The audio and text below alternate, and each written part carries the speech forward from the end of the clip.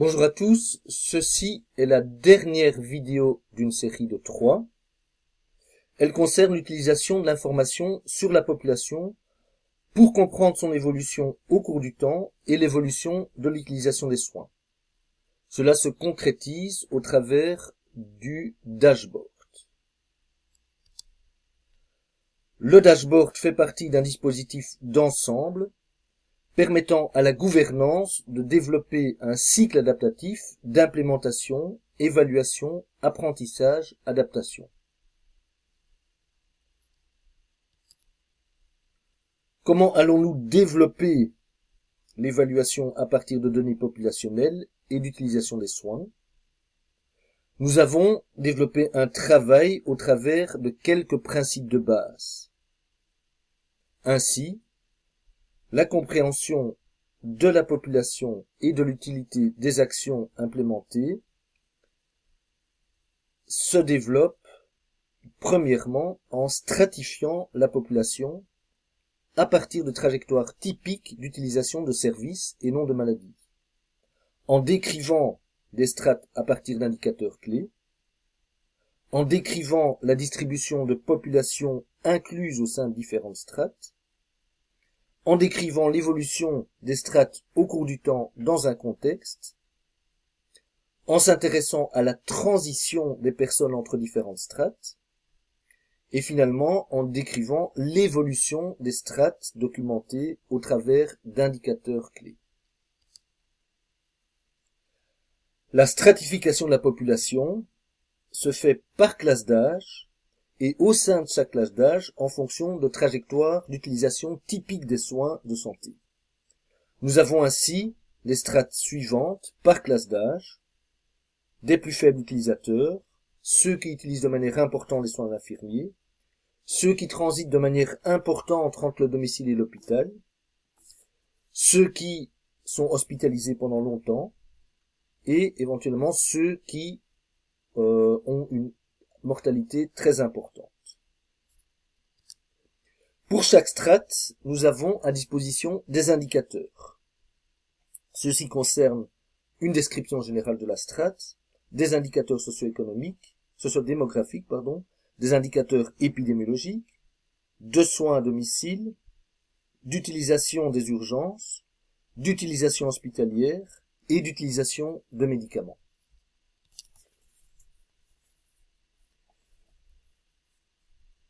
Une fois décrit les strates et décrit comment nous avons stratifié les strates, nous essayons de répondre à 3 questions clés qui nous permettent de discuter des changements éventuels dans l'utilisation de soins par la population et le lien éventuellement qu'on pourrait faire avec des actions.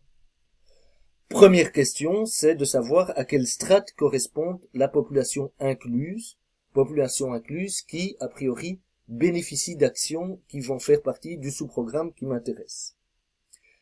Est-ce que ces strates correspondent-elles vraiment à celles qui devraient bénéficier au mieux des actions implémentées? Deuxième question, c'est comment la population évolue entre les différentes strates. En effet, ce n'est pas la même chose de passer d'une strate avec transition élevée entre domicile et hôpital vers une strate de plus faibles utilisateurs que la situation opposée, c'est-à-dire de plus faibles utilisateurs vers transition élevée entre domicile et hôpital. Finalement, dernière question, nous essayons de voir comment les caractéristiques d'une strate évoluent au cours du temps. On s'intéresse donc ici au changement pour une strate en termes d'utilisation de soins, en regardant les différents indicateurs d'utilisation de soins, ou de coûts. Pour terminer, nous reprenons une vidéo qui synthétise l'ensemble des éléments actuels du tableau au travers du tableau de bord. Et donc cette vidéo est en fait une sorte de démonstration de comment ce tableau de bord va évoluer. On part donc d'une interface globale avec une série de choix par type de population. On va pouvoir choisir quel type de population, quel type de strate nous allons utiliser. Et donc on peut sélectionner les strates par classe d'âge en choisissant au sein de chaque classe d'âge des strates spécifiques. Pour chacune des strates, on peut alors avoir des indicateurs généraux, sociodémographiques, d'utilisation de soins. Par exemple, on peut voir la proportion de chacune des strates au sein de la population administrative.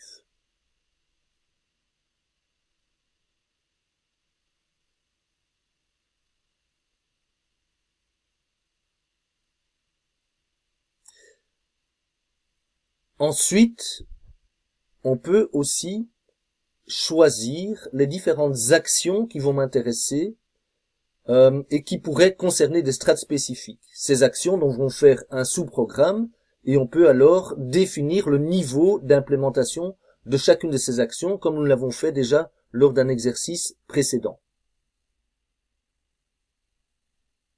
On peut aussi faire le lien avec un programme de management tel que la plupart des projets l'ont. Finalement, on peut monitorer l'évolution au cours du temps dans l'utilisation des soins pour les différents indicateurs d'utilisation des soins, mais aussi pour les coûts et aussi pour les proms à long terme. Concernant l'utilisation des soins, on peut par exemple avoir un premier groupe d'indicateurs qui concerne l'utilisation des soins des personnes vivant à domicile, par exemple l'utilisation du médecin généraliste versus le spécialiste, ou l'utilisation de soins infirmiers en fonction de différents types de profils.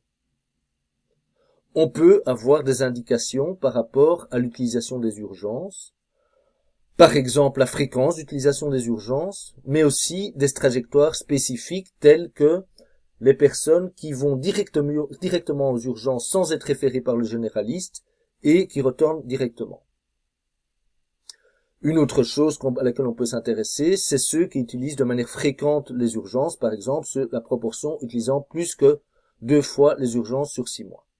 Finalement, on peut s'intéresser aux des indicateurs d'utilisation de l'hôpital, où par exemple, un des éléments clés va être la proportion de réhospitalisation, ou par exemple, la proportion de personnes qui ont été hospitalisées au total.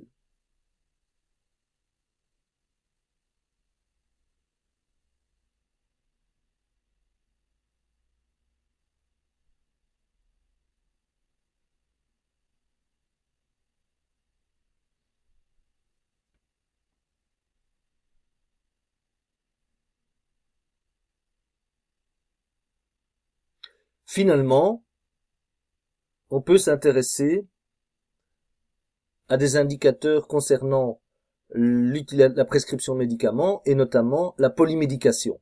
Et donc, un des exemples concerne les personnes qui prennent plus de 5 médicaments ou plus de 10 médicaments.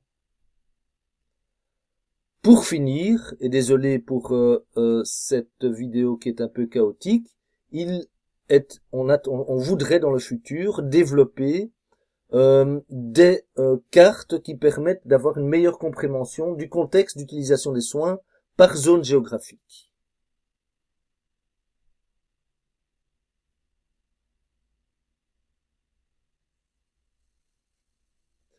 Il est attendu dans le futur d'avoir plus d'informations par rapport aux coûts et par rapport aux proms et aux prems.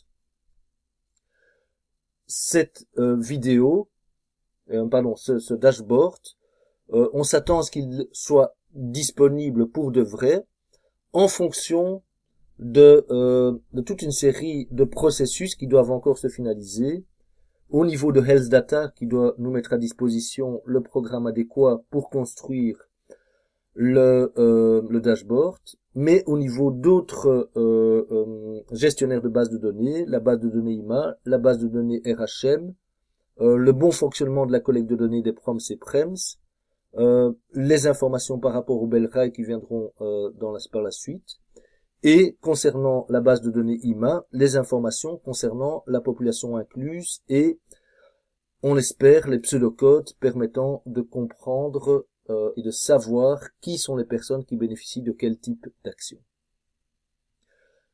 On espère que dans les mois qui viennent, vous aurez tous accès à ce dashboard avec au moins des premières informations clés par rapport à son utilisation.